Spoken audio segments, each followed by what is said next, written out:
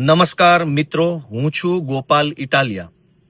ગઈકાલે 15મી એપ્રિલ 2026નો દિવસ હતો. ગુજરાતના ઇતિહાસનો સૌથી ખરાબ અનુભવ કહી શકાય એવો દિવસ.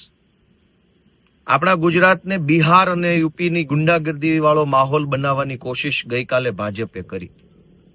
ગુજરાતના ઇતિહાસમાં કોઈ દિવસ ક્યારેય ન બની હોય એટલી હદે અપહરણની, ધમકીની, ગુંડાગીર્દીની, ખોટી પોલીસ એફઆઈઆરો કરવાની અને ગમે તેમ કરી અને વિરોધ પક્ષના ઉમેદવારોના ફોર્મ ખેંચાઈ જાય એવી કોશિશ ગઈકાલે ભાજપે ભરપૂર કરી. મારા આ વિડીયોના માધ્યમથી ભાજપના કાર્યકર્તાઓને વિનંતી કરવી છે કે આપણા ગુજરાતને બિહાર બનાવવું છે. આપણે વર્ષોથી જોતા આવ્યા છે કે ચૂંટણીઓમાં અપહરણો થવાની ઘટના બિહારમાં બને, યુપીમાં બને, અન્ય કોઈ એવા રાજ્યો છે ત્યાં બને. ગુજરાતમાં ક્યારેય ચૂંટણીમાં અપહરણ થઈ જાય, ધાકધમકી થઈ જાય, છરા બતાવવામાં આવે, ગાડીઓમાં લઈ જઈ ઉમેદવારોને ભગાડી જવામાં આવે એવી ઘટના ગુજરાતમાં નથી બની. તો આ વખતે ગુજરાતમાં 700 કરતા પણ વધુ સીટો ઉપર ભાજપે બિનહરીફ જીતવા માટે થઈ સત્તાનો જે વિકૃત ખેલ ખેલ્યો છે એ લોકશાહી માટે ઘાતક છે. ભાજપમાં રહેલો કાર્યકર્તાને અત્યારે ભલે મજા આવે, ભલે ખુશ થતો હશે પોતાની પાર્ટીને બિનહરીફ જીતતી જોઈને, પણ ક્યારેક ભાજપનો નેતા થાકશે અને પોતે અપક્ષમાં ફોર્મ ભરવાની જ્યારે એની ઈચ્છા થશે ત્યારે એનું અપહરણ થઈ જાય. અપક્ષમાં ફોર્મ નહીં ભરી શકે. મારા ખ્યાલથી ત્યાં રાજકોટના કોટડા સાંગાની આસપાસ એક વિસ્તારમાં ભાજપનો જ એક માણસ અને ભાજપના માણસે અપક્ષમાં ફોર્મ ભર્યું તો એનું અપહરણ ભાજપના ઉમેદવારના ભત્રીજાએ કરી લીધું. આ બહુ ખરાબ પરિસ્થિતિ છે. રાજકારણમાં બધું જ હોય છે, સારું પણ હોય છે, ખરાબ પણ હોય છે, સાચું પણ હોય છે, જૂઠું પણ હોય છે, પણ આટલી હદે ગુંડાગીર્દી એ ગુજરાતની સંસ્કૃતિ નથી. બધું જ છે અહીંયા, ટીકા ટિપ્પણી, આરોપ પ્રત્યારોપ, સાચું જૂઠું બધું છે જ. પણ ગુજરાતની પરંપરા એ નથી કે ચૂંટણીઓમાં ઉમેદવારોના અપહરણ કરી જવા.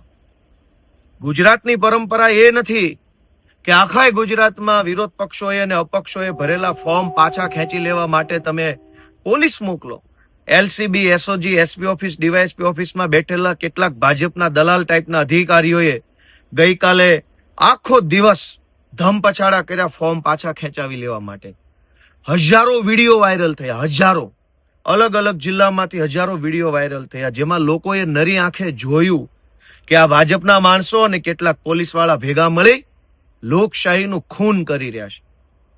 અમે ફોર્મ ભરીએ બહુ તો હારી જઈએ, પણ અમે ફોર્મ જ ન ભરીએ એ ક્યાંની વાત થઈ? અને આ કોઈ આમ આદમી પાર્ટી કે કોંગ્રેસનું નુકસાન નથી. ફોર્મ પાછું ખેંચાઈ જાય, ચૂંટણી બિનહરીફ થઈ જાય તો નાગરિકનો મત દેવાનો અધિકાર જ આખો ખતમ થઈ જાય. આ મત દેવાનો અધિકાર છે ને એ કઈ ભાજપ વાળાએ આપણને ભીખમાં, ખેરાતમાં કે દાનમાં નથી આપ્યો. 200 વર્ષ સુધી ભારત દેશના મહાન ક્રાંતિકારી મહાપુરુષો લડ્યા છે, 4-4, 5-5 પેઢીના બલિદાન આપ્યા છે, જિંદગીઓ ખર્ચી નાખી છે. ત્યારે ભારત આઝાદ થયું ને આઝાદ થયા પછી બાબા સાહેબ આંબેડકરે 2 વર્ષ સુધી બંધારણ લખ્યું. 2 વર્ષ ને 11 મહિના, પોણા 3 વર્ષ. 200 વર્ષ આઝાદી માટે, 3 વર્ષ બંધારણ લખવા માટે, અને એના પછી આ બટન દબાવવાનો અધિકાર મળ્યો છે. આ કોઈએ ભીખમાં આપેલું મામૂલી વસ્તુ નથી. પણ ભાજપ પોલીસના દમ ઉપર ગુંડાઓ સાથે રાખી, ધાકધમકી કરી, પૈસાની ઓફરો મારી 200 વર્ષના સંઘર્ષથી મળેલો મત છીનવી લેવા માંગે છે. તો ગુજરાતની જનતા કાંઈ નહીં વિચારે. અને નુકસાન ક્યાં આમ આદમી પાર્ટીનું છે? આમ આદમી પાર્ટીના 10 ઉમેદવારોને ધમકાવી, પોલીસનો કેસ કરી, એના પરિવાર ઉપર પ્રેશર લાવી, મમ્મી પપ્પાને ડરાવી, સાસુ સસરા ઉપર દબાણ લાવી ફોર્મ પાછું ખેંચાવડાવી લીધું. એમાં નુકસાન મત આપવા વાળા હજારો લોકોનું ગયું કે જેણે ખેંચ્યું એનું એકલાનું જ ગયું, એકલાનું નહીં, સહિયારું નુકસાન છે. અને પહેલી ચૂંટણીમાં ભાજપને આવી આદત પડી ગઈ તો આવનારી બધી જ ચૂંટણીઓમાં ભાજપ આ ધંધા કરશે. મારી ભાજપના કાર્યકર્તાઓ જે સારા માણસોમાં આવે છે એ લોકો, જે લફંગા ટાઈપના છે એ નહીં, માત્ર સારા માણસની કેટેગરીમાં આવતા ભાજપના જે વ્યક્તિઓ છે એને વિનંતી છે કે તમારી પાર્ટીને રોકો. સત્તાની વિકૃતિનો આ સૌથી ગંભીર દોર ચાલે છે, સમય ચાલી રહ્યો છે, આને રોકવું પડે. આ સારી બાબત નથી. આજે વિરોધ પક્ષના ઉમેદવારોના અપહરણ થાય છે, કાલે ભાજપના માણસોના અપહરણ થશે, કેમ કે સત્તા એટલી હદે સત્તા મળી કે હજુ વધુ સત્તા જોઈએ, હજુ વધુ સત્તા જોઈએ. મુખ્યમંત્રીએ કાલે મહેસાણામાં ભાષણ કર્યું કે એવી રીતે મત આપો, એવી રીતે મત આપો કે કોઈ ફોર્મ જ ન ભરે. બાપાની પેઢીઓ તો છે નહીં કોઈની, મુખ્યમંત્રીની નહીં, અમારી નહીં. ફોર્મ શું કામ ન ભરે કોઈ?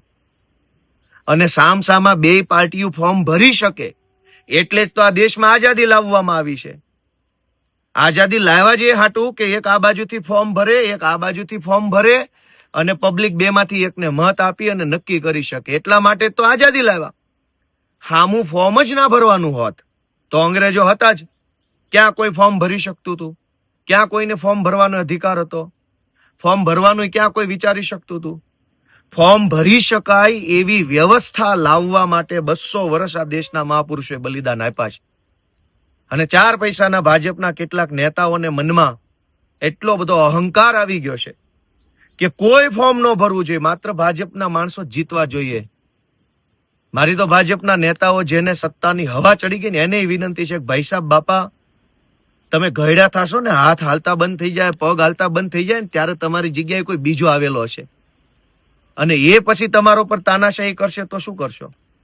એટલે સત્તાની હવા મર્યાદામાં હોવી જોઈએ, સત્તાનો અહંકાર માપનો હોવો જોઈએ.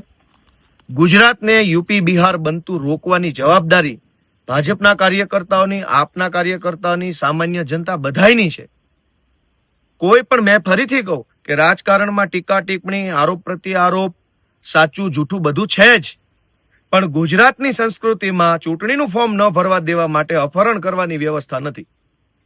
આ પહેલી વખત 700 જેટલા ફોર્મ પાછા લેવડાવવા માટે હિન્દી ફિલ્મની અંદર જે ખેલ હાલતો હોય ગુંડાઓ અને સામાન્ય નાગરિક વચ્ચે, જૂના જમાનાની પિક્ચરોમાં ગુંડાઓ આવતા ધાડે ધાડા ગામ ભાંગતા, એવો ગઈકાલે જે માહોલ થયો છે એ ખરેખર અત્યંત દુર્ભાગ્યપૂર્ણ છે.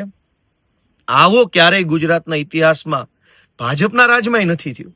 આ પહેલી વખત હર્ષ સંઘવીએ આટલી હદે ગુંડાગીરી, લુખ્ખાગીરી, પોલીસનો આટલો ભયંકર દુરુપયોગ કર્યો છે.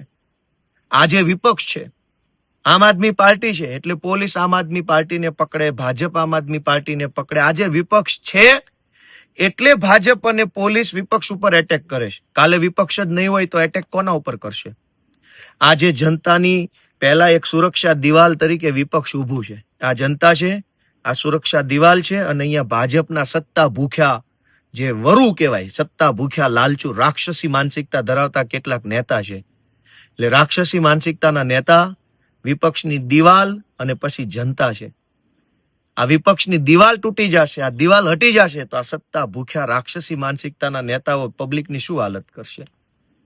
લોકો જાગૃત બને. મારી એક જ વિનંતી છે કે આ ચૂંટણી સ્થાનિક સ્વરાજ્યની છે, પણ ગુજરાતને બિહાર બનતા રોકવાની જવાબદારી આપણા બધાની છે. એક વખત આ લોકોનું સત્તાનું અભિમાન ઉતારો, સાવણો દબાવો, એવી બે હાથ જોડીને વિનંતી કરું છું. જય જય ગરવી ગુજરાત.